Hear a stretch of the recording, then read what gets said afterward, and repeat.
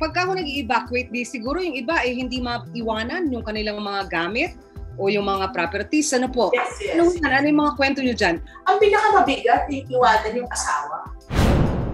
Tapos ang pinakamabigat ay the seafarers. Dahil war shock po talaga. Dahil yung mga yun, nandun sila sa region, nakasang grabe talaga yung bakbakan.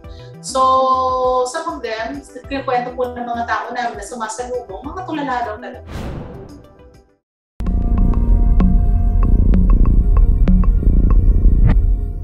Magandang araw po sa inyong lahat. Narito po tayo sa The Mga Has Interviews. Ang atin pong pag-uusapan, ang pagre-repatriate o pagbabalik sa bayan ng ating mga OFWs sa Ukraine at iba pang bansa. Kasama po natin ngayon na makikipagtalastasan si Attorney Sara Lou Arreola. Siya po ay Undersecretary for Migrant Affairs ng Department of Foreign Affairs. Magandang araw, ma'am.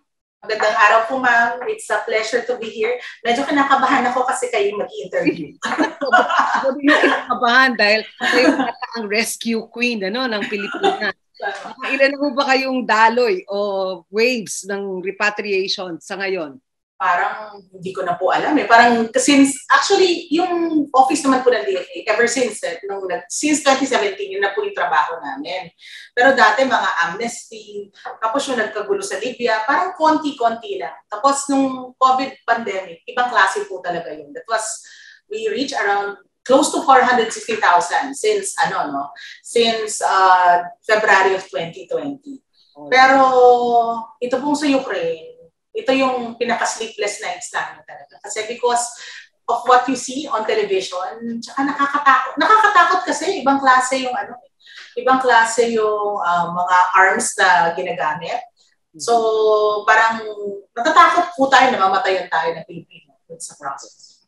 Okay, sa Ukraine po sabi lagpas 300 na yata, ano po? Sa Ukraine po 370 na po yung na-assist. 329 yung nakauwi. Pero 41 na-evacuate but they don't want to come home. So ito po yung kung saan-saan po nagpunta or gusto mag-adventure sa Europe na umaasa sila na makahanap sila ng trabaho doon or they're staying with relatives outside Ukraine. Yun pong mga natitira ay ilan pa? Actually, sure po kami na there are still 19 in Kyiv. Ito po yung tinatawagan ng embassy. Nakikiusap nga po sila. Pero ang problema po, ma'am, most of them are either married to Ukrainians who are staying to fight. Yung iba naman po, household service worker. Tapos hindi nila maiwanan yung mga employers. So we are very worried kasi it's not letting up. So, and we know very well na parang pinupunteriya talaga yung Kyiv. Ikwento nyo nga po sa amin step by step para ma-appreciate ng mga tao, yung hirap na dinadaanan nyo. Sabi nyo, Ukraine yung isa sa pinakamahirap o siguro pinakamahirap na inyong naranasan. Step by step, paano nagre-repatriate? Mula doon sa paglilista, pagkocontact, at saka pag-ayos ng logistics. I think isa sa pinakamahirap po sa Ukraine, karamihan po sa kanila undocumented irregular workers. Kasi since 2014 po, hindi po tayo nagre-repatriate. Hindi po tayo nag-deploy. Kasi po, di ba, nagkaroon na talaga ng war, yung doon sa Donbas area. So, karamihan po ng mga Pilipino doon, either pumasok as tourist or yung mga nagsapalaran, yung mga irregular. So, wala talagang records ang PUA sa land-based. Binasihan lang to sa immigration records ng Ukraine. Kaso, meron naman talagang pumapasok na legitimate tourists na labas-pasok lang din talaga. O yung iba naman po, pumapasok lang talaga. Yung mga seafarers, yun po talaga parang bababa lang, tapos babalik. So nung nalaman po, isa pa sa pinakamalaking problema, we have no embassy in Ukraine. So ang namamahala po talaga dyan, yung embassy sa Poland, sa Warsaw. We have a very efficient and very heroic honorary consul in Kyiv, no? Tapos pero po, syempre, iba yun he's Ukrainian. And of course, his assistant is the one talagang nag-evacuate. Ang kahirapan po talaga nito is, una, hanapin yung mga tao, tawagan isa-isa. Nung start nga po, parang ayaw nila kaming kausapin kasi natatakot sila. Dahil baka parang feeling nila, dahil undocumented sila, baka isumbong sila o pilitin sila umuwi. Doon po nagsisimula yun. Yung iba naman, parang ang gusto nila, aalis sila ng Ukraine pero pupunta sila sa ibang bansa para magtrabaho. But of course, we don't want them to become undocumented again or irregular. So, sinasabi po naman ng mga kasama natin sa labor na uwi mo na kayo sa Pilipinas, hanap tayong trabaho dito, go through POEA, then you will be deployed. So, nung first, 6 lang talaga yung nagpa-repatriate. Ito po yung from Kyiv. Then, sumabog na talaga. And it was we had to take a bus from Kyiv to Lviv, which took like 20 hours. Tapos sunod nun, hindi na pwedeng mag-bus. Kailangan po mag-train. Nakita naman natin yung mga train, no? Parang sardinas sila doon. So, yung parang yung puso mo talaga kinakabahan. Tapos yung first batch po talaga, yung malakihan, yung sinalubong po ni Secretary Locsin. Ano po yun eh?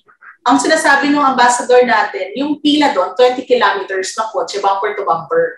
So, they had to counterflow yung embassy car. So, talagang parang buhay yung ginawa nila para maitawid. Parang ilang beses silang sinastop, tapos may mga nagagalit talaga kasi they feel, why are you cutting the line?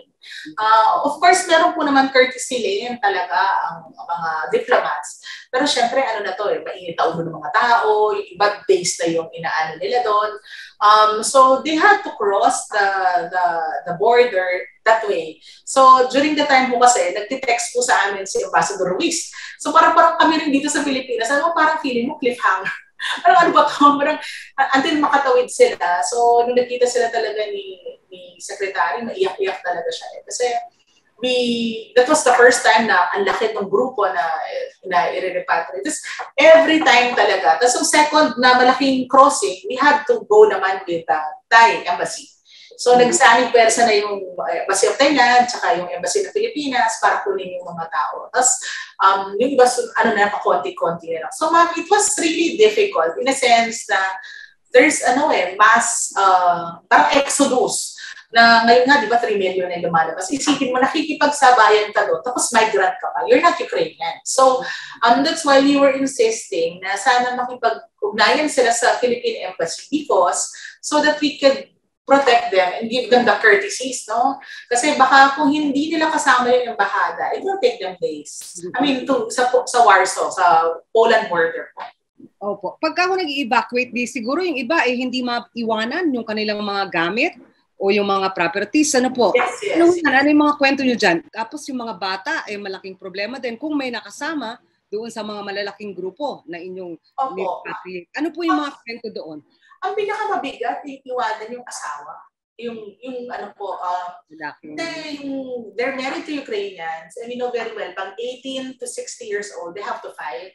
Parang they're required to fight. So, yun po kasi yung mga dumarating dito na malungkot na, alam mo yun, nakita mo yung baby, mga 1-year-old, or may mga kasamang mga anak na half Filipino, half Ukrainian. Pero syempre, it was a very difficult decision on the part of the Filipina to come home, thinking na hindi na niya alam kung kailan pa sila magkikita ng asawa niya, or kung magkikita pa sila. Tapos naawa kami kasi yung mga bata sobrang mukha silang innocent na wala silang alam talaga dun sa nangyayari. Tapos yung iba naman, sinasama nila yung mga kalalakihan naman na Pilipino, kasama nila yung kanilang mga Ukrainian wives and the children. I think the biggest problem is yung difficulty is leaving their lives behind. Kasi ito namang mga tao, wala naman talaga silang kabalak-balak umuwi. So, parang wala rin naman silang there because they were doing very well in Ukraine. So, parang yung iba nga konti na rin ang nadala kasi grabe daw po. Tapos ang pinakamabigat I think the seafarers. Dahil war shock po talaga. Dahil yung mga yun, nandun sila sa region, grabe talaga yung bakbakan. So, some of them, kinukwento po ng mga tao namin na sumasalubong, mga tulala daw talaga. And we've been telling our counterparts in the SWD and other agencies na they have to undergo stress debriefing. Kasi mukhang baka may PTSD na sila. Kasi ano po talaga dumadagundong daw. And hindi sila makaalis doon sa port. So, and you can hear all the fighting and that's going on. And yung sila, nasa isip nila, am I going to give this up? Ibig sabihin nito, wala na ako sweldo. Or baka magalit daw yung ship owner. Pero parang buhay na or kabuhayan. So, ganun po. Yun po yung difficulties. Kakaiba ba ito sa ibang mga naranasan yung repatriation ng mga conflict areas o strife-torn areas o nasa gitna ng giyera? Parang kasi siguro hindi ma-imagine ng mga nandito sa Pilipinas na ganun pala katindi. At ang pressure at ang buwis buhay challenge nandun din sa mga taga-embassy natin. Opo. Ano yung mga wala bang nasaktan? Wala bang problemang nahirapan o na war weary na mga tao tayo? Actually po yung ambassador po natin sa Warsaw, galing po yun ng Lebanon. Talagang nag-repatriate na siya dati from Syria. Okay. Tapos yung congen po natin, galing ng Libya yon. So mga veterans na to, pero para sa kanila, grabe daw talaga to. Mas kinabahan sila dito kesa dun sa pinanggalingan nila. Considering galing na rin sila ng war zones. Sabi nga po ni Congen Milipor, yung sa Libya daw, hindi ganun katindi yung firearms. Kasi dito talaga bomba talaga na sabi niya, yung mga armed groups or whatever. Pero dito talaga, or sporadic fighting, dito talaga makikita mo yung high caliber weapons and even yung nasa Lviv, they're saying that it's very militarized already kasi lahat ng mga weapons dumadaan po doon. Tapos makikita mo rin na yung mga nakatira doon na Ukrainian, handa na talaga mag-alsa. So they were afraid na baka maipit sila doon eh. Tsaka naman kung yung hotel nga daw nila, initially, nandun na rin yung ibang mga military. So magiging military target ka na, o military objective na yung hotel. So may mga ganun pong mga pangamba na rin. Tsaka po kasi, dati, nung nagre-repatriate tayo, hindi masyadong marami yung sea-based. Kasi dito nagsimula po yung merchant ships, meron yung MV Namura, may isa po doon tinamaan sa shoulder. So parang akala nagulat po kami talaga na marami talagang collateral damage. And we know naman very well that pinakamarami po tayong seafarers sa buong mundo, yung Pilipinas. So kahit anong ship po talaga yung tamaan o may Pilipino. So tapos doon blindsided po kami kasi hindi naman talaga natin monitor sa napupunta yung mga ships. Or apparently, nasa Black Sea para marami sa kanila na magdadala ng kung ano. So, ngayon, yung iba stranded po kasi talaga naka-barricade na yung port. So, we are, kasi ang bilang mo lang talaga land eh. Hindi mo binibilang. Tapos, bigla ka lang magugulat, may humihingi ng SOS. And of course, in the age of social media, sa Twitter po ni Secretary Locsin, the family or even the seafarers themselves would ask for help. Iba po yun eh. Tapos dati po kasi usually, pag nag-repatriate ka, may amnesty or ito yung mga the usual na talaga, COVID. Hindi yung really time is of the essence. Ito talaga parang feeling mo pag urgent. Pag hindi mo talaga sila kinuha, baka may mangyari. Yun po yung namin. Pero Yusek, ang buong mundo po ay namangha sa tapang, buong loob na pagharap sa Russia ng mga Ukrainians. May mga kwento ba kayong nakuha din sa mga na-repatriate na ating mga Filipinos? Kasi mukhang sa TV, makikita mo yung talagang desisyon ito ng mga Ukrainians lumaban kahit mas inferior yung kanilang weaponry at mas konti sila. Actually, ganun din po katapang yung mga Pilipino. Pero ibig sabihin, hindi parang lumaban sa buhay kasi sinasabi po ng ambassador natin, yung mga pinakamatapang daw doon, yung mga babae. Na harapin namin to, parang mamamatay naman daw sila kung nandito sila sa Pilipinas, so doon na lang sila and makikipagsapalaran sila. Parang I think it's the Filipino women, the resilience and the capacity to adjust and sinasabi lang we are breadwinners, sinaasahan kami. They know the dangers, they know the risks, but still they choose to stay. Kami naman po, syempre intindihan namin yung mga kahit na yung mga ganong considerations. Lalo na kung ikaw lang inaasahan ng pamilya mo rito, alam mo rin, katatapos na ng pandemic. But, yun nga po, yung mga babae po Pilipina talaga. So, yun ang sinasabi ni Ambassador Ruiz, matatapang yung mga babae natin. Lakas ang loob, parang, bahala na, parang they will stay. Yung mga Pilipino sa Ukraine, ang sabi ng POEA is marami mga professionals. Of course, may mga domestic helpers din at marami nga yung mga seafarers. Ano po yung mga ibang na-repatriate? Anong mga profesyon at pinanggalingang trabaho yung nakita ninyo? Actually, merong alam namin mga teachers. Pero meron po kasi mga nag-work din sa humanitarian organizations. Hindi po talaga aalis yun. Yung iba naman, nasa security organizations ng European Union. So, meron silang sariling evacuation plans. Pero itong karamihan na, we just found out ngayon because most of them, parang yung iba, Red Cross.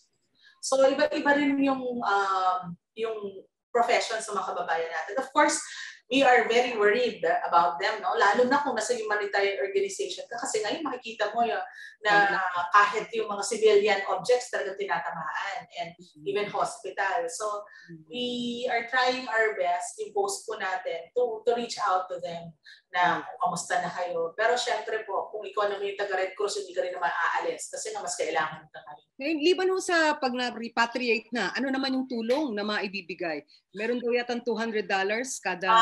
Yung DFA po, initially may financial assistance, one-time financial assistance na $200. And also, ayaw po namin na rin na encourage talaga sila mag-stay. Pero initially kasi alam namin, parang bakwit po, di ba? So lahat sila talaga naglikasan. Pagdating po dito, sinasalud sila ng OWA at ng DSWD po. And of course, meron tayong mga reintegration programs na tatanggap na tutulong sa kanila. I think maganda lang sa seafarers. May permission to kasi ng principal nila. So, pwede silang ma-redeploy. Pero ang medyo mahihirapan talaga dito yung mga land-based. Kasi kung meron silang trabaho sa Ukraine, wala silang certainty na makakabalik pa sila kasi it seems that things are not going back to normal soon. And the difficulty there is finding another job within Europe because we have 3 million refugees na Ukrainians na, as we can see, ma'am, they are the priority of the EU, no? Obvious naman talaga na yung pagtanggap sa kanila, even the jobs and everything. Kaya nga sinasabi natin sa mga kababayan natin, huwag na kayo makipagsiksikan dyan. Uwi na muna kayo kasi meron naman kayong bansa and you're not a refugee because you're not endangered in your home country. Yusek, sa kabuuan po, ang global total ng ating mga Pilipinong na-repatriate, ano na ho? Mula nung 2020? Yung sa DFA, a little less than 460,000. Okay. But overall po, close to 2 million na po yung umuwi since the pandemic began. So, yung iba kasi they came home on their own and yung iba po through labor. Pero it's really mass exodus, and I think it's something that we have to rethink our migration governance policy kasi medyo caught off guard tayo dahil pagdating sa migration, yung protection natin is second to none. And I think we're the gold standard in migration protection, but we have to strengthen our reintegration program. Simply because nagulat tayo talaga. And IOM had a study that 93% na mag-uwi 3 months after, wala silang trabaho. So we have to really double time pagdating sa reintegration program ng government. At medyo magastos, po? Kung gold standard ang ating repatriation package or process, magkano na po nagastos at saka saan galing yung pondong yon? Kasi we were not preparing for a COVID-19 pandemic project. Yung sa amin po, the DFA had 1 billion assistance to Nationals Fund in 2020. Naubos po namin yun as early as August. Tapos buti na lang po sa Bayanihan 2, binigyan kami ng 820 million na additional. And then nag-abot po siya, na-extend po yung Bayanihan 2, diba? Until June 2021. So yung 820 na yon, sumabay pa dun sa 1 billion last year. So yun po yung naging parang bridge ng DFA. Malaking bagay po kasi na nagkaroon ng augmentation kasi kung hindi po, we did not foresee it was going to be like this. And kung considering it's a whole of government approach na, no? Pagdating sa Pilipinas, sinasalo na ng OWA, sinasalo na po ng ibang agencies, but still, yung mahal po kasi yung mga eroplano, we chartered around 110 airplanes to bring them home. Hindi pa kasama po doon yung commercial flights. Okay. So, mabigat po talaga. bawat wave niyan, halimbawa yung sa Ukraine na sabi natin 370 about no na persons. Ano yung cost niyan? Kasi yung aviation fuel, mahal 'yon. Yun yung mga parang pag-transfer lang ano from bus to train, etc. And then syempre yung food and other logistics, accommodation. Magkano po yung nagagastos sa ganung klase? Actually, yung pamasahe po, kasi lately, hindi naman pa ganun siya kataas. Although umakyat talaga yung prices ng plane fare. Pero kasi, yung mga seafarers, responsibility talaga sila ng local manning agencies. So most of them, kasi yung inuwi namin, 39 pa lang naman eh. Yung seafarers po, total niya mga 290. All of them were by their local manning agencies. Kaya medyo nabibigatan daw po. Yung kaninang interview ko nga sabi na baka hindi na nila kayang iuwi. But of course, government stands ready to help. At malayo po kasi talagang Europe. Tapos ngayon, parang punuan po yung mga eroplano. Kasi nga, pero hindi po siya ganun kalaki tulad ng mag-charter ka ng eroplano. Kasi, for example, for Saudi Arabia is around mga 13 million yan per plane na balikan. Pag sweeper flight, minsan umaabot ng 19 million kasi nag-jump siya from 19 million. 19 million sa pag Middle East po.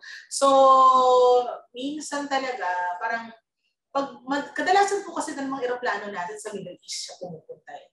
Pero dito, dahil tingi-tingi, konti-konti sila, they take commercial flights. Okay. Which is something that's very manageable compared kung nag-exodus talaga from the Middle East. Ngayon, ang Department of Migrant Workers, may 2-year transition. Opo. Nung din namin yung POA, hindi ho ba medyo bad timing? Kasi ngayon pa, ang panahon, you talked about yung migration governance, mukhang mahalagang i-review. Kasi bukod sa mas fewer postings siguro dahil pandemic period and may world economy possibly to enter a crisis period dahil din sa giyera sa Ukraine. Ano po yung tingin niyo? Saan pwede magkaroon ng improvement or refocusing ng migration governance policy natin?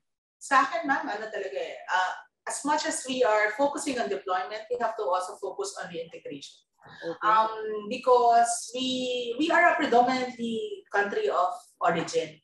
Pero we see na wake up call na to talaga dapat sa policymakers na parang okay, you have actually yung umuwi po talaga karamihan OFWs, hindi yung mga immigrants, hindi yung dual citizens, hindi rin yung mga talaga.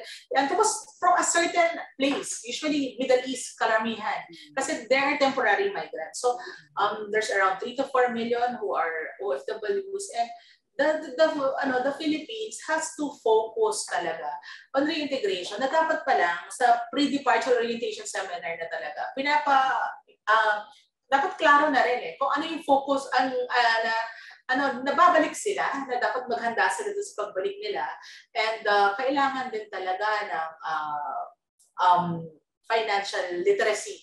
Kasi marami po tayong mga OFWs ang tagal nga sa trabaho, tapos hindi naman nakakaipon, or pagdating dito, they're still broke. Or yung even the families, they have to be educated na hindi po nagpupulot ng pera abroad. So, kasi di ba minsan may makikita ka mga meme, yung OFW, kumakain ng asin, tapos yung pamilya, nagpa-party. So, those things, I think to a certain extent, we really have to look at the whole migration cycle. Dahil kung hindi ka mag-focus ng gano'n, mauulit to. I am sure it's not the first time that there's going to be a pandemic. It's also not the first time na magkakaroon ng mga gera-gera. So, we have to be able to absorb those returning Filipinos. And after all, they've been helping us at almost 10% of our GDP remittances. At ang problema po is yung sabi nila yung reintegration nga, pero meron bang retooling or parang training program, retraining? Kasi yung iba sa kanila, medyo abante ang skills. Yes. So, saan mo ilulugar sa Pilipinas na mataas din ang unemployment at underemployment rate?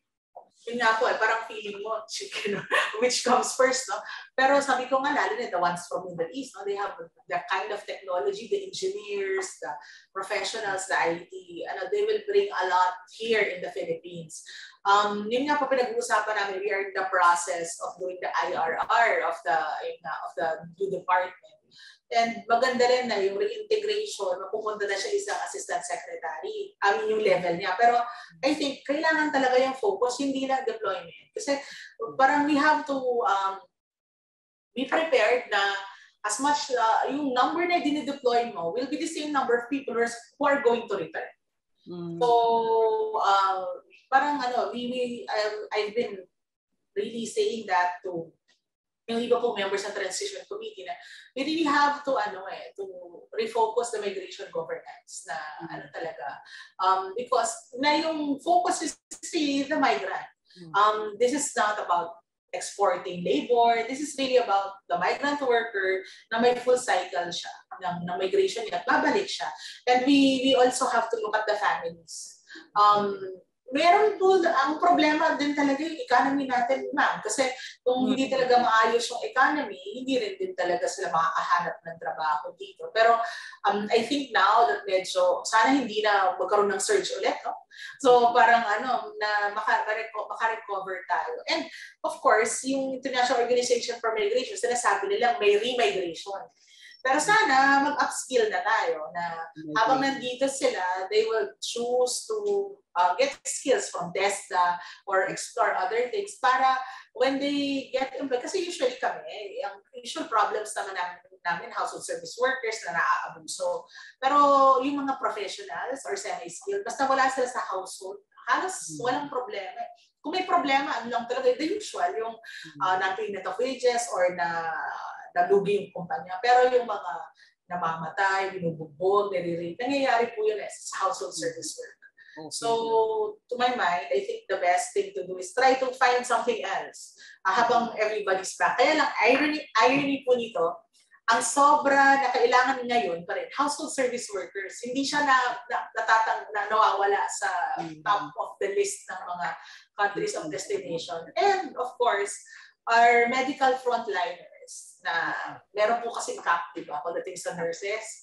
Tapos, meron din Asian hate. So, parang ang dami na yung nangyayari na nakikita natin na problema kinakaharap ng ating mga tao. Pero hopefully, maayos din man po. And hopefully, I guess the rest of the world should realize that it's most of the ones taking care of their national health systems are Filipinos. Exactly. Tapos nabibiktima yung mga tao natin. Sa atin pa sila nagagalit. How does it look to you? Kasi parang sabi nila nga, for the longest time, yung migration policy natin, yung deployment, parang una temporary policy, naging permanent. But it looks like we were racing after the dollar money that our OFWs could remit. Di ba po? Parang second biggest source of dollar.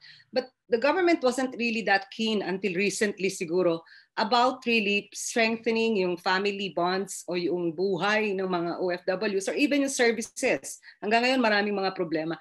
So how does it look to you? Parang nauna ba yung readiness ng mga OFW mga ibang bansa para tulungan ng mga pamilya kaysa yung gobyerno na silipin iba-ibang serbisyo at plano na gagawin for reintegration? Well, actually, push and pull factors kasi talaga yan. Dahil, katulad na lang ng household service workers, $400 yung starting pay nila. Sa Hong Kong, mga 30,000 daw yung sweldo. Saan ka makakahanap ng ganung trabaho dito sa Philippines, no? For that kind of skill na, I mean, of course, mahirap maging household service worker, pero ang laki po talaga eh. I don't know kung meron talagang mga kasambahay na kumikita ng ganyan dito. But I think the essence is what's important is to make migration a choice and not a necessity. And because we adopted the Global Compact for Migration, that migration should be safe, orderly, and regular. Okay lang naman mag-migrate kasi hindi naman natin mapigilan yung mga tao kung if they want to, kasi yung iba, parang lalo na yung younger generation, gusto rin nila yung adventure. Pero sana po, regular, hindi naman yung tourist visa sila, tapos mag-convert sila doon na doon po nagsisimula yung problema. And they have to go through the regular process so that they have the adequate protection for their social services and also their insurance and everything. But I'd like to, immigration policy natin has to focus on, making it sure that also it has to go hand in hand with our economic policy na looking at the possibility that there will come a time na gusto mo lang talaga na magtrabaho abroad, hindi napipilitan ka. I'm sure nobody wants naman to work as a household service worker away from his or her family. Tapos yung ganun yung conditions, kung meron talaga silang ibang options.